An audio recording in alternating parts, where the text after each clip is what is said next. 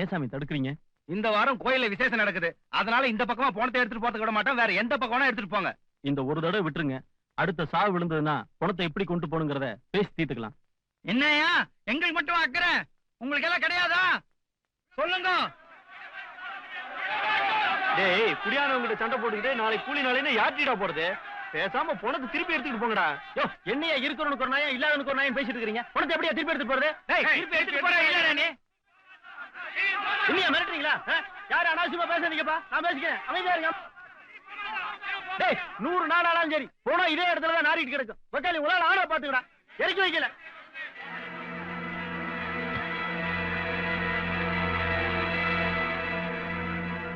கக்கத்துல துண்டை இடிக்கிட்டு திரியிற சின்ன சாதி பசங்க இவனுங்களுக்கே இவ்வளவு பிம்பம் வீரா போயிருந்தா தோல்ல துண்டை போட்டு திரியிற எங்களுக்கு எவ்வளவு இருக்கும்?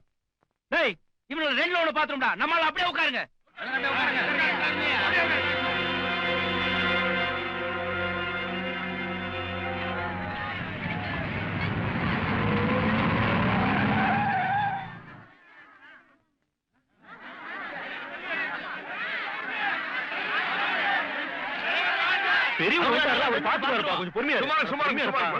என்ன பிரச்சனை? ஏனுங்க சாமி, நாங்க குடியானத்தூர்ல போய் குடியிருக்கணும்னு சொன்னோங்களா, இல்ல கோயில போய் நையிருக்கு போல மணி அடிக்கணும்னு சொன்னோங்களா?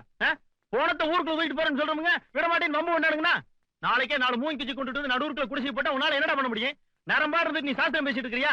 உன் சாஸ்திரம் தூக்கிட்டு வந்த வழியா ஓடி போயிரு. உததுன்னு வச்சுக்க. என்னடா நினைச்சிட்டு இருக்க? என்னடா அது வாயிலேயே பேசிட்டு இருக்காங்க, யாரும் அழிச்சிக்கவே மாட்டேங்கிறாங்க. என்ன பண்ண? செயற்பாடு ஒண்ணு என்ன பண்ணா பண்ணியா உதலாம் ஒட்டுறேன். ஆரம்பிச்சிச்சு. நான் போய் பார்த்தேன். சும்மா இருப்பா. ஏப்பா வாயில பேசிக்க அடிச்சுக்கிறீங்க? சும்மா இருப்பா. மணி ஆடா. யாருங்க? ஏப்பா தயார் பண்ணிக்கிறீங்க? ஆடா அடினா யாரு அடிக்கிறது? ஐயோ சும்மா இருப்பா. சொல்லுவாடா. ஐயோ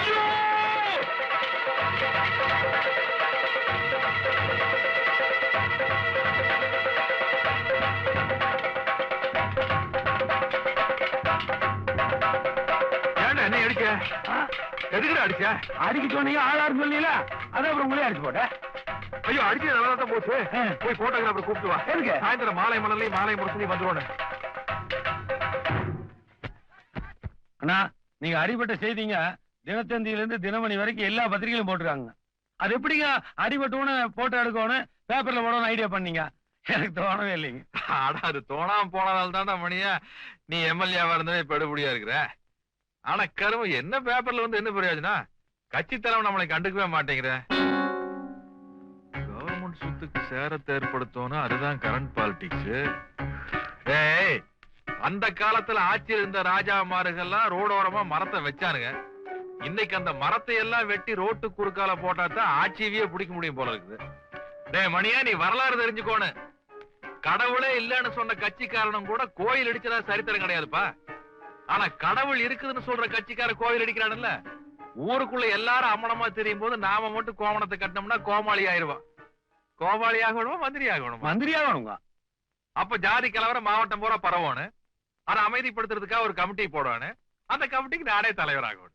ஏங்கண்ணா, இந்த கொடியாத்திர அன்னைக்கு உங்ககிட்ட லொல்லு பேசினேன்ல, அதான் பிறக்கும் போதே காக்கி சட்டையோட பிறந்த மாதிரி பேசலீங்க. அந்த இன்ஸ்பெக்டர் க்ளோஸ் பண்ணலாமா? போட்டு அரசியல்வாதி உதவாத அதிகாரி இருக்கிறது ஒன்றுதான், சாகிறது ஒண்ணுதான். ஆமாங்க, அதிகாரியை கொண்டுட்டாங்கன்னு அரசாங்கம் டென்ஷன் ஆயிடு. நம்ம சாதிக்காரனை கொண்டுட்டாங்களேன்னு அர்ஜுனங்களும் கோப்பிடுவாங்க. அப்படியே ஊடால போந்து நம்ம சாதினத்திலையும் மொட்டை தலை மாதிரி வேலைக்கே ஆகாதவன் 2 பேர் இருப்பேன். அவனையும் போட்டு தள்ளிட்டோம்னா அப்புறம் கலவரம் பத்திக்க நேரா பார்லிமெண்ட் தானுங்க. அது எம்பி வளரிட்டுனுங்க. அது சரி. ஏனுங்க, அந்த இன்ஸ்பெக்டர் கொண்டு போடலாமுங்க. ஆனா கல்யாணமாயி 8 மாசமாச்சு. அதான். ஆனா ரொம்ப வசதியா போச்சுப்பா. இளம் மனைவி கதறன்னு பேப்பர்ல போட்டா பிடிச்சி போட்டுருவானுங்கல்ல. நம்ம ஆளுகளுக்கு அழுகாச்சுன்னா ரொம்ப பிடிக்கும். மூக்க சிந்திட்டே முத்திர குத்துனா தான் அவங்களுக்கு ஒரு திருப்தி. அவன் என்னை மந்திரி ஆக்கிருக்குன்னா இன்ஸ்பெக்டர் வேலைக்கு படிச்சு வந்திருக்கான். ஏய் மணியா, நாளைக்கு நானும் கலெக்டர் ஒரு ஜீப்ல ஏறிட்டு பைக்க புடிச்சிட்டு ஜனங்கள்லாம் அமைதியா இருக்கணும்னு பேசிட்டு வருவான். இந்த இன்ஸ்பெக்டர் நான் இதை கூட பந்தோபஸ்துக்கு வரு. நீ நம்ம ஆளுகளை எல்லாம் விட்டு ஜீப்பை குறுக்காட்டி அவனை டப்புன்னு இழுத்து போட்டு பெட்ரோல் ஊத்தி கொளுத்திருங்க. நான் ஐயோ வேண்டான்னு கதறவே கண்ணீர் விடுவேன். எல்லாம் நடிப்பு. என் கேரக்டரையே புரிஞ்சுக்காம ஏமாத்துறாதீங்க. நீ பெட்ரோல் ஊத்திருவீல்ல? நானுங்களா? நீ வேண்டாம். நீ பழசையெல்லாம் மனசுல வச்சுட்டு என் மேல ஊத்தினாலும் ஊத்திடுவேன். ஏய் மொட்டை தலைய நீ ஊத்திரு. சரிங்கண்ணா.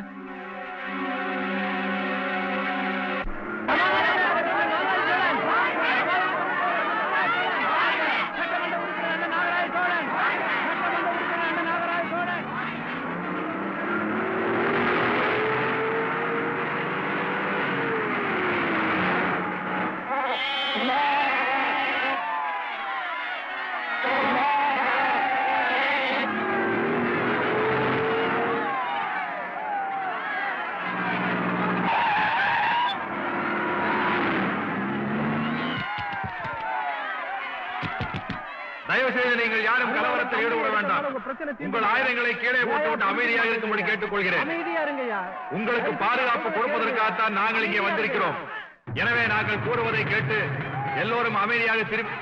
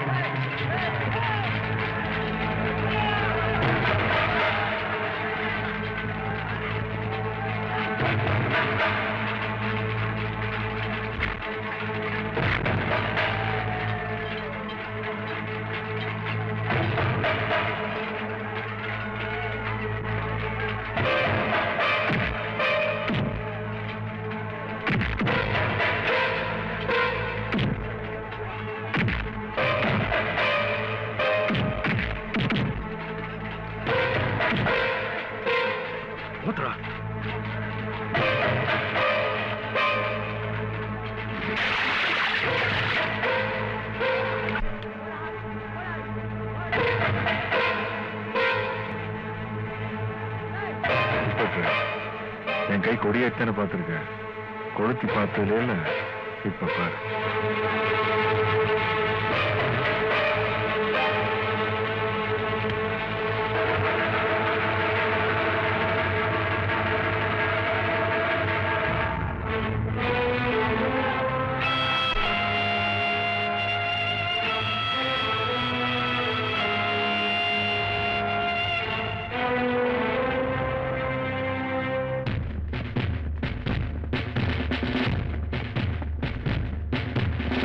Wow.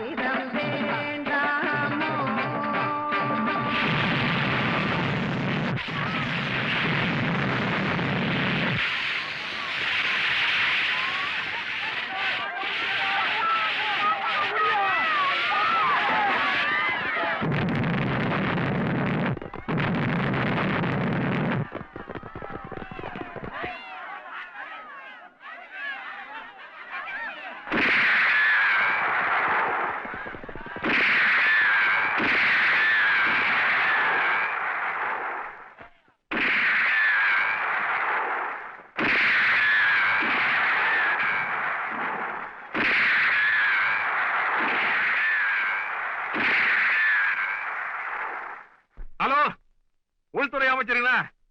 அண்ணா, நான் நாகராஜ் சோழ எம்எல்ஏ பேசுங்க. அது பதவிக்கு ஒரு மரியாதை கொடுக்கணும் இல்லைங்க. ஜாதி கலவரத்தை அடக்கிறதுக்கான எல்லா ஏற்பாடையும் பண்ணிட்டு இருக்கிறேனுங்க. மந்திரி பதவியெல்லாம் வேண்டாங்கண்ணா. ஜாதி கலவரத்தை அடக்கிறதுக்காக செத்து போயிட்டா இந்த நாகராஜ சோழன் அப்படின்னு நம்ம கட்சி வரலாற்றுல ஒரே ஒரு வரி வந்து எனக்கு அதுவே போதுங்கண்ணா. சிஎம் கிட்டீங்களா? சொல்லுங்க சொல்லுங்க சொல்லுங்க. அவன் அப்புறம் இந்த நமக்கு இந்த மந்திரி பதவியெல்லாம் வேண்டாம், போற வச்சிருந்தேன். பையன் இவன் மந்திரி பதவியே இன்னைக்கோ நாளைக்கோன்னு இருக்குது. பெரிய பிஸ்தா இவர் நமக்கு சிபாரிசு பண்றாராமா. கொடுங்க.